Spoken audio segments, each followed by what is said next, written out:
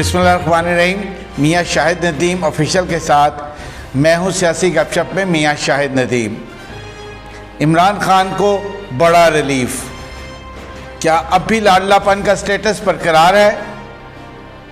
London में नवाज शरीफ से अहम और ताकतवर तरीन शख्सियत की मुलाकात। इसके साथ हम आपको आज एक और खबर देंगे लॉन्ग मार्च के हवाले से। लॉन्ग मार्च कब होगा? इंकशाफ हो गया। आपसे पहले दरख्वास्त है कि हमारे चैनल को सब्सक्राइब करें और बेल आइकन का बटन दबाएं, क्योंकि अगर आप हमारे चैनल को सब्सक्राइब करेंगे और बेल आइकन का बटन दबाएंगे तो हमारे वीलॉग आप तक बर वक्त पहुँचते रहेंगे। आपसे ये भी दरख्वास्त है कि कमेंट बॉक्स में कमेंट करें ताकि हम अपने अंदर बेहतरी ला सकें। सबसे पहले बात करते हैं रिलीफ के हवाले से। आज का दिन तारीख में यौम रिलीफ के हवाले से याद रखा जाएगा। इतने रिलीफ मिले हैं आज कि इतने रिलीफ शायद अदालती तारीख में इससे पहले ना मिले हों, और इस हवाले से हम अदलिया को सराहते भी हैं कि उन्होंने आज केसेस के फैसले किए और कोशिश की कि सियासतदानों को रिलीफ दिया जाए ताकि वो अपने मामलात पार्लियामेंट में ही निपटा सकें। और बारहा मुअज़्ज़ज़ अदलिया ये कह चुकी है कि हमारे पास सियासी दरख्वास्तें लेकर मत आया करें, पर की करिए ना सियासतदाना था ये जादे ही अदालत इतने। पार्लियामेंट एक सुप्रीम इदारा है, वहाँ पर आप अपने मसाइल हल कर सकते हैं, कानून साजी कर सकते हैं, लेकिन पार्लियामेंट को आपने सुप्रीम जाना ही कब है? ये मैं सियासतदानों के हवाले से कह रहा हूँ। अदलिया तो पार्लियामेंट की इज़्ज़त करती है, बाकी इदारे भी इज़्ज़त करते हैं, ये आप ही इज़्ज़त ना करें तो की करिए। बहरहाल अदलिया ने आज तौहीन अदालत केस में इमरान खान को बड़ा रिलीफ दे दिया और केस खारिज कर दिया। इमरान खान का माफ़ीनामा जो बयान हल्फी था, गो कि उसमें उन्होंने गैर मशरूत माफ़ी नहीं मांगी, लेकिन मुअज़्ज़ज़ अदलिया का कहना था कि उनका जो कंडक्ट है वो बड़ा बेहतरीन था, और उन्होंने जो मुअज़्ज़ज़ जज साहिबा थी उनकी अदालत में भी माफ़ी मांगने गए। ये अलहदा बात है कि मैं इससे पहले भी कह चुका हूँ, भाई दा स्टाइल बड़ा है। स्टाइल मैंने चूँकि पंजाबी में कहा, वैसे स्टाइल है, लेकिन खान साहब का स्टाइल बड़ा है। ब्लैक एनक्स लगाए हुए, सफ़ेद सूट पहने हुए, ऊपर जो है वो स्याह रंग की वेस्ट कोट पहने हुए, 5 6 7 बंदे लेके वो गए थे और कहा था कि मुअज़्ज़ज़ जज साहबा को बता दीजिएगा इमरान खान आया था और माफ़ी मांगना चाहता था। बहरहाल अदलिया ने उनके इस कंडक्ट को सराहा और उनको माफ़ी दे दी और उनको बड़ा रिलीफ मिल गया।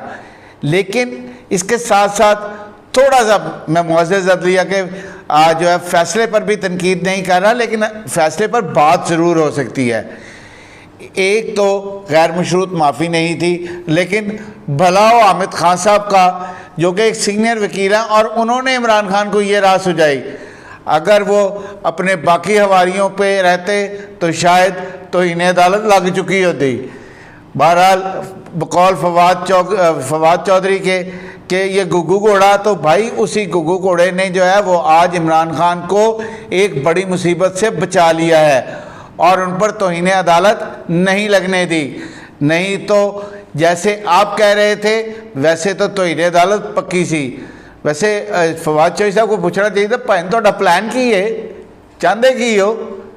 लेकिन बहरहाल हामिद खान जो है वो एक सीनियर वकील है और वो कानूनी मामलात को, आइनी मामलात को बहुत अच्छी तरह समझते हैं, और उन्होंने आज फिर खानू बचा लिया। और वो पार्टी के बानी रुकन हैं, बानी मेंबर हैं, और वो इस पार्टी को, जब ये पार्टी स्ट्रगल कर रही थी उस वक़्त से इमरान खान के साथ हैं और इमरान को लेकर आगे चल रहे हैं।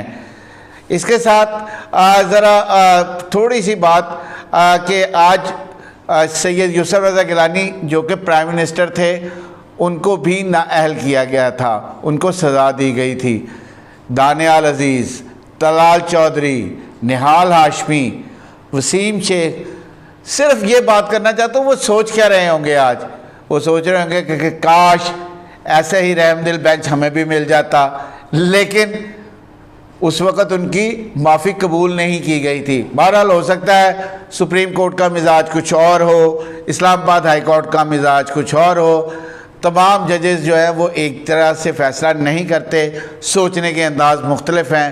بہرحال میں خود توہین عدالت کے جو ہے وہ سزا ملنے کے خلاف ہوں، کیونکہ توہین عدالت سے ایک سیاستدان کو آپ 5 سال کے لیے یا تمام عمر کے لیے نااہل کر دیتے ہیں۔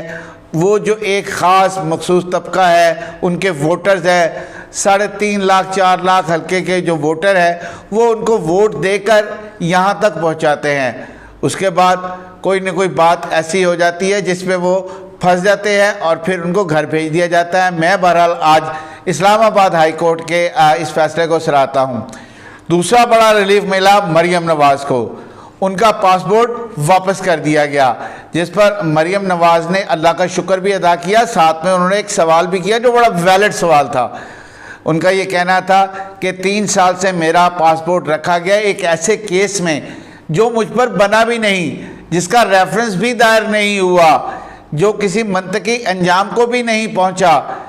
مجھے یہ بتایا جائے کہ میرے وہ 3 سال کون واپس کرے گا؟ اس سے قبل وہ اپنے والد سے ملنے جانا چاہتی تھی، وہاں نہیں جا سکی، ان کا علاج ہونا تھا، وہ وہاں نہیں جا سکی۔ اس پر بھی پی ٹی آئی نے بہت ساری باتیں کی، جس پر مریم نواز نے یہ کہا تھا کہ اگر پلیٹ میں رکھ کر بھی مجھے پاسپورٹ اور ٹکٹ دو گے تو میں نہیں جاؤں گی۔ پھر ان نے عمرہ کرنے جانا تھا فیملی کے ساتھ، وہ اس پر بھی نہیں گئیں، لیکن بہرحال اب ان کو پاسپورٹ مل گیا ہے۔ اور سیاسی گپ شپ کے چینل سے ہم آپ کو پہلے بھی بتا چکے ہیں، اب ایک مرتبہ پھر بتا رہے ہیں کہ اس ہفتے کے آخر میں یا اگلے ہفتے کے جو ہے آغاز میں مریم نواز کا لندن جانے کا امکان ہے۔ وہ بالمشافہ 4 سال کے بعد اپنے والد سے ملیں گی، اور جو ان کی بیماری ہے، کیونکہ ان کے والد یہ چاہتے تھے، بیٹیاں ہر باپ کی کمزوری ہوتی ہیں، وہ اگر کوئی بھی اس حوالے سے بات کرے تو سمجھ نہیں آتی، کیونکہ بیٹیوں سے باپ جو ہے وہ بہت محبت کرتے ہیں، اور اس باپ کا کیا حال ہوگا؟ گلا اسی بڑیاں کر لینے ہیں کہ جی اس کے ساتھ یہ ہو گیا، لیکن کوئی اس درد کو اگر محسوس کر کے دیکھے تو بیٹی اور باپ کا اتنا عرصہ دور رہنا، پھر ایک ایسے وقت میں جب وہ اپنی بیگم کو، نواز شریف اور مریم نواز اپنی والدہ کو ڈیتھ بیڈ پر چھوڑ کر آئے تھے، اور آتے ہی یہاں پر گرفتار ہو گئے۔ اس کے بعد جب ان کے والد گئے تو وہ اس وقت بھی گرفتار تھیں، وہ اپنے والد سے نہیں مل سکی تھیں۔ تو اس بیٹی کے دل کا حال کیا ہوگا، اس کے باپ کے دل کا حال کیا ہوگا، یہ تو وہی جان سکتا ہے جس پر گزری ہو، جس تن بیتی وہی ہٹ جانے۔ تو بیسیکلی ان کو اب ایک بڑا ریلیف مل گیا ہے۔ تیسرا ریلیف جو آج ملا وہ چودھری مونس علائی کو ملا۔ ان کے خلاف جو منی لانڈرنگ کا کیس ایف آئی اے نے دائر کیا تھا، اس کا مقدمہ خارج کرنے کا لاہور ہائی کورٹ نے کہہ دیا ہے۔ اس حوالے سے عطا تارڑ کی تنقید بھی سامنے آئی، لیکن بہرحال وہ بھی سیاستدان ہیں، وہ بھی سیاستدان ہیں، دونوں آپس ایک دوسرے کے خلاف جو لگے رہندے نے، لیکن بہرحال عدلیہ نے آج ان کو بھی ریلیف دیا۔ اس طرح آج کے دن میں یہ 3 بڑے ریلیف 3 بڑے سیاستدانوں کو دیے گئے۔ آگے چلتے ہوئے ہم بات کریں اہم ملاقات کی۔ لندن میں ہمارے ذرائع نے ہمیں یہ بتایا ہے، وہ صرف اتنا بتا رہے ہیں کہ ایک اہم اور طاقتور شخص کی لندن میں نواز شریف سے ملاقات ہوئی۔ یہ ملاقات کافی دیر تک جاری رہی اور اس میں بہت سارے معاملات طے پا گئے۔ وہ شخصیت کون تھی اس کا کوئی بھی بتانے کو تیار نہیں، اور اس لیے میں اس کو ڈسکس بھی نہیں کرنا چاہتا تھا، لیکن بہرحال یہ بات ہمارے ذرائع ہمیں یہ ضرور بتا رہے تھے کہ ایک اہم شخصیت کی ملاقات ہوئی ہے۔ کیفوں پر خبر نہیں ہوتی، اس لیے میں نے 2-3 کوارٹرز سے اور بھی چیک کیا، انہوں نے بھی یہ اس خبر کی تصدیق کی ہے کہ ایک اہم شخصیت کی ملاقات بہرحال ضرور ہوئی ہے، اور وہ شخصیت وزیر اعلیٰ پنجاب چودھری پرویز الہی بہرحال نہیں ہے، کیونکہ ہم نے 2-3 کوارٹر سے چیک کیا کہ وزیر اعلیٰ پنجاب بھی لندن میں ہیں، کہیں چودھری پرویز الہی اور نواز شریف کی ملاقات تو نہیں ہوئی، تو انہوں نے کیٹیگریکلی اس چیز سے انکار کیا۔ اور ساتھ میں نون لیگ کے جو لندن کے ذرائع ہیں انہوں نے ہمیں یہ کہا کہ میاں نواز شریف چودھری پرویز الہی سے ملاقات کے لیے تیار بھی نہیں ہے اور نہ ہی وہ ملیں گے، کیونکہ عدم اعتماد، تحریک عدم اعتماد کے دوران جب نواز شریف چودھری پرویز الہی کو وزیر اعلیٰ پنجاب بنانے کے لیے تیار نہیں تھے تو آصف زرداری اور مولانا فضل الرحمان نے بہت دیر تک نواز شریف کو سمجھایا تھا، قائل کیا تھا، جس کے بعد نواز شریف مانے تھے، اور پھر شہباز شریف اور ان کا وفد جس میں خواجہ سعد رفیق اور سردار ایاز صادق وغیرہ شامل تھے وہ چل کے ان کے گھر گئے تھے۔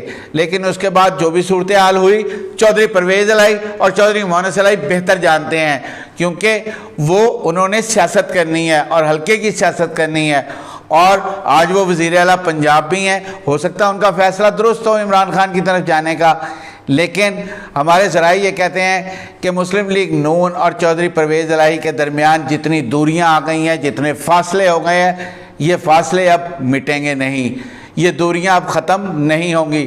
لیکن سیاست کے سینے میں دل نہیں ہوتا۔ یہ سیاستدان آج تک کہتے ہیں اسی نہیں ملیں گے، کل نو پھر مل لین دینے۔ لیکن جیسے شیخ رشید سے انہوں نے کافی کوشش کی تھی جب میاں نواز شریف لندن سے واپس آئے تھے اور انہوں نے اپنی سیاست کا دوبارہ سے آغاز کیا تھا مشرف دور میں، تو اس وقت شیخ رشید نے بڑی کوشش کی تھی کہ وہ نواز شریف سے مل لیں، پارٹی میں واپس چلے جائے، لیکن نواز شریف نے ان کو واپس نہیں لیا تھا۔ اب ہمارے ذرائع اس بات کی تصدیق کر رہے ہیں کہ آئندہ بھی ایسا کچھ نہیں ہونے والا۔ اب چودھری پرویز الہی اور نواز شریف یا شریف فیملی کہہ لیں، ان کی راہیں جدا ہو گئی ہیں۔ جو اہم شخصیت ملی ہے اس کے حوالے سے ابھی تک کوئی تصدیق یہ نہیں کر رہا کہ وہ کون سی شخصیت ہے، اس لیے ہم صرف ملاقات کی تصدیق کر سکتے ہیں، یہ نہیں بتا سکتے کہ وہ اہم شخصیت کون تھی۔ اب آ جائیں لانگ مارچ کی طرف۔ لانگ مارچ ایک معمہ بن چکا ہے۔ لانگ مارچ روزانہ خان صاحب جلسے کرتے ہیں اور کہتے ہیں میں لانگ مارچ کی کال دوں گا، فائنل کال دوں گا۔ ہم نے پہلے آپ کو جب بتایا تھا کہ جب یہ کہا جا رہا تھا کہ رحیم یار خان کے جلسے میں فائنل کال دے دی جائے گی، ہم نے آپ کو بتایا تھا کہ کوئی کال نہیں دی جائے گی، اور سیاسی گپ شپ کے چینل نے یہ خبر آپ کو سب سے پہلے دی تھی، اور دیکھ لیں ایسا ہی ہوا تھا۔ آج بھی جو ہے وہ ہم پھر آپ کو یہ خبر دے رہے ہیں کہ لانگ مارچ کا شوشہ ایک مرتبہ پھر چھیڑ دیا گیا ہے۔ عمران خان کی بنی گالہ میں اپنے ضلعی صدور اور سیکٹریز سے ملاقات ہوئی ہے، جن میں کے پی کے اور پنجاب کے ضلعی صدور اور سیکٹریز شامل تھے، جبکہ جی ٹی روڈ کے جو ضلعی صدر اور صدورز ہیں ان سے بھی ملاقات ہوئی۔ ان کو آج پھر یہ کہا گیا ہے، جو ملاقات ہوئی اس میں یہ کہا گیا ہے کہ آپ لانگ مارچ کی حتمی تیاریاں کریں، 12 ربیع الاول کے بعد میں آپ کو کال دوں گا۔ یعنی کہ ابھی تک ڈیٹ ڈیسائیڈ نہیں کی گئی کہ کب کال دینی ہے۔